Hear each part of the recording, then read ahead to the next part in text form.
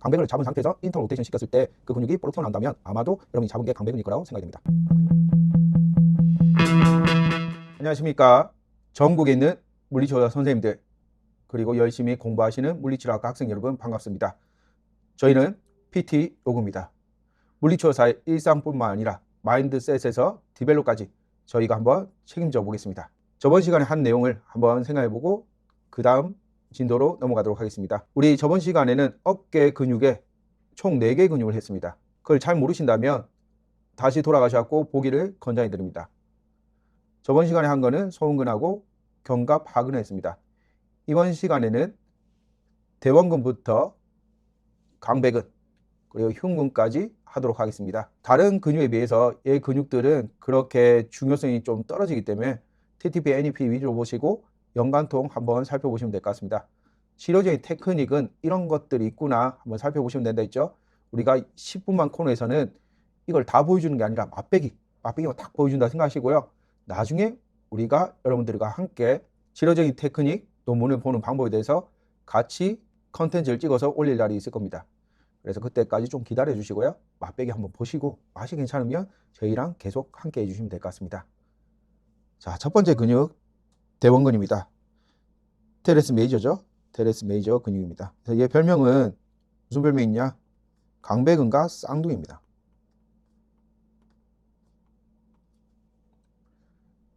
한마디로 강배근하고 비슷한 역할을 한다 이 말이죠.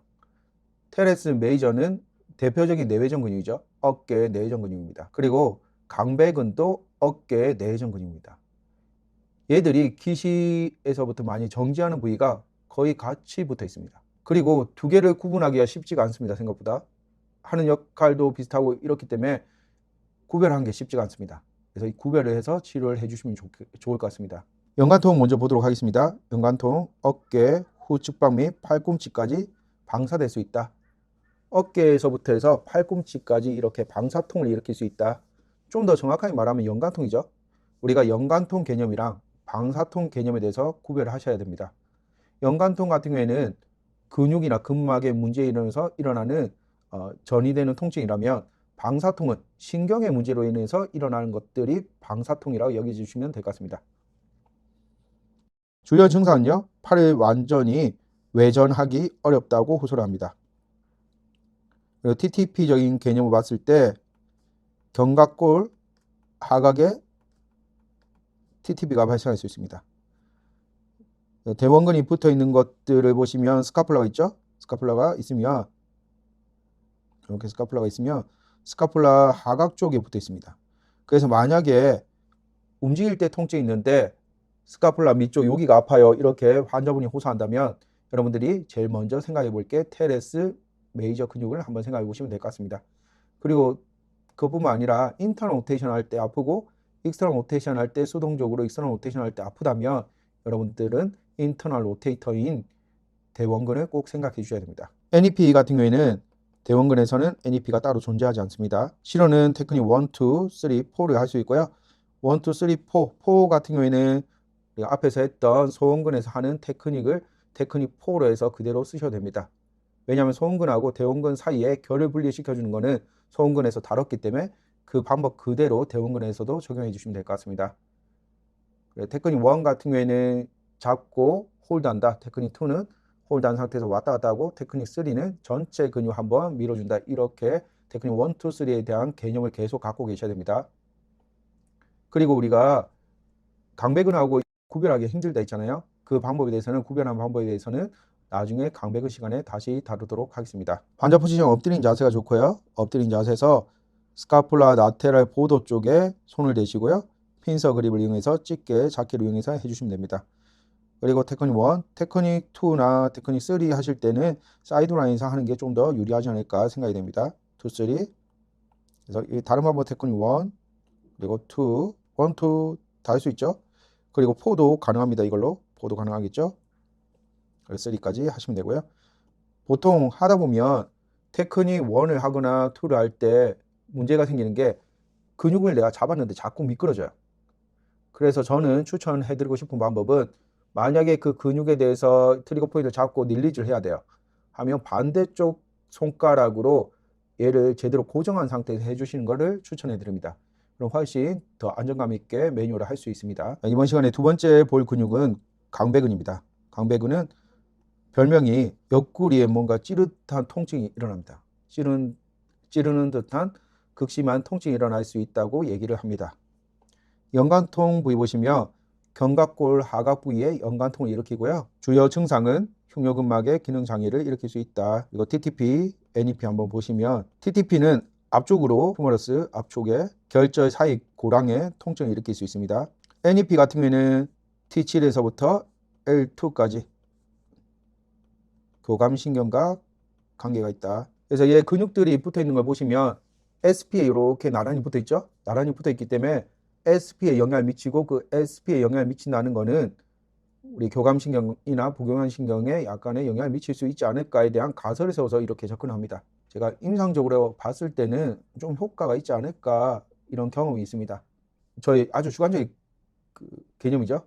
그렇기 때문에 사람마다 다를 수 있습니다. 치료사 선생님들마다 선호하는 것들이 다르기 때문에 그게 틀렸다기보다는 다르다고 생각합니다. 저는 이제 치료도 표준화의 시대에서 최적화의 개념으로 바뀌어야 된다고 생각합니다. 우리 표준화는 EBP 중요하죠. EBP를 기본으로 했을 때 최적화는 어떻게 그 환자에 맞게 최적화를 시킬 건가에 대해서는 고민을 해봐야 되는 겁니다. 그 고민을 했을 때 우리의 실력도 늘지 않을까 개인적인 생각을 하고 있습니다. TTP, NEP 같은 경우에는 신경에 영향을 줄 수 있다. 어떤 교감신경에 영향을 미칠 수 있다. 이렇게 한번 정리를 해볼 수 있습니다. 치료 방법 보시면 치료하실 때는 사이드라인에서 누워서 치료하시는 걸 추천해 드리고요. 그리고 테크닉 4 같은 경우에는 강배근이랑 앞에 있는 서브스카플라리스 아니면 전곡은 같이 분리시켜준다. 이렇게 적용해 볼 수 있습니다. 트라이세스 삼두랑 분리시켜줄 수도 있고요. 강배랑 삼두랑 분리시켜줄 수 있습니다. 그리고 서브스카플라리스 그리고 세라토스 안테리어랑 분리시켜줄 수 있는 테크닉을 사용할 수 있습니다. 그런데 우리가 테레스 메이저랑 강배근이랑 구별을 해야 되잖아요. 같은 인터널 로테이터라도 하는 역할이 조금 다르기 때문에 구별을 해야 됩니다. 구별을 할 때 강배근은 하각 위쪽에서 발페이션 하시는 게 더 유리합니다. 하각 쪽에는 뭐가 있죠? 대원근이 있습니다. 대원근이 있기 때문에 그거를 최대한 피해서 오버랩이 되지 않게 발페이션 해주는 거죠. 그러면 우리가 잡은 게 강배근의 확률이 높다고 보시면 될 것 같습니다. 강배근을 잡은 상태에서 인터널 로테이션 시켰을 때 그 근육이 볼록 튀어나온다면 아마도 여러분이 잡은 게 강배근일 거라고 생각이 됩니다. 근육 하나를 더 보고 가겠습니다. 대흉근인데 대흉근의 별명은 자세랑 관계 있어. 그리고 심장이 아파. 임상에서 심장이 아파서 심장이 진짜 막 뛰는 거야. 뛰고 이렇게 해가지고 병원에 가서 진단을 받아봤는데 아무 진단이 안 나와요. 그런 분들이 간혹 있습니다. 그런 분들이 만약에 근막에 문제가 있다면 그런 형태의 통증이 나타날 수 있다 이 말이죠. 다른 걸 다 배제하고 나서 아무 이상이 없다면 여러분들이 한번 접근해 볼 수 있는 거죠. 접근했을 때 임프루브가 있을 가능성이 있는 거죠. 연관통 보시면 가슴 전면, 어깨 전방이 나타나고요. 주요 증상은 심장폐 질환과 유사한 증상이 나타날 수 있습니다. TTP 봤을 때는 TTP는 대결절에서 일어난다. 통증이 여기 앞에 대결절에 있을 수 있다. 이렇게 한번 살펴보시면 될 것 같고요. NEP 같은 경우에는 어깨 관절에 통증이 발생할 수 있다. 치료 방법 테크닉 1, 2, 3 보도록 하겠습니다. 테크닉 1 같은 경우에는 핀서 그립을 이용해서 대흉근의 근복을 잡아줍니다. 2는 그 상태에서 왔다 갔다 해주시면 되고요. 3는 전체적으로 릴리즈 시켜주시면 됩니다. 테크닉 4 같은 경우에는 제일 표층에는 뭐가 있죠? 대흉근이 있죠. 지금 배우는 대흉근이 있습니다. 그리고 그 밑에 층에는 소흉근이 있습니다. 테크닉 4의 첫 번째는 대흉근하고 소흉근을 분리시켜주는 테크닉을 해줄 수 있습니다. 그리고 대흉근 인접한 부위에 뭐가 있습니까? 전삼각근 있죠. 전삼각근과 대흉근을 분리시켜주는 테크닉을 또 적용할 수 있습니다. 테크닉 4는 인접한 근육 그리고 중요한 거는 기능이 다른 근육들을 분리시켜준다. 만약에 기능이 비슷하다. 예를 들어서 대원근이랑 강배근은 기능이 비슷하잖아요. 그럼 그 두 개를 굳이 분리시켜줄 필요는 없습니다. 테크닉 4로는. 그래서 오늘은 총 3가지 근육에 대해서 알아봤습니다. 첫 번째 대원근에 대해서 알아봤고요. 두 번째 강배근, 세 번째 대흉근에 대해서 알아봤습니다. 이 세 개 근육은 어깨에 있어서 그렇게 중요한 포션을 차지하지는 않는 것 같습니다. 하지만 이런 근육들을 공부하면서 나의 인상을 좀 더 풍부하게 할 수 있는 데는 도움이 될 거라고 생각합니다. 오늘도 시청해 주셔서 감사합니다.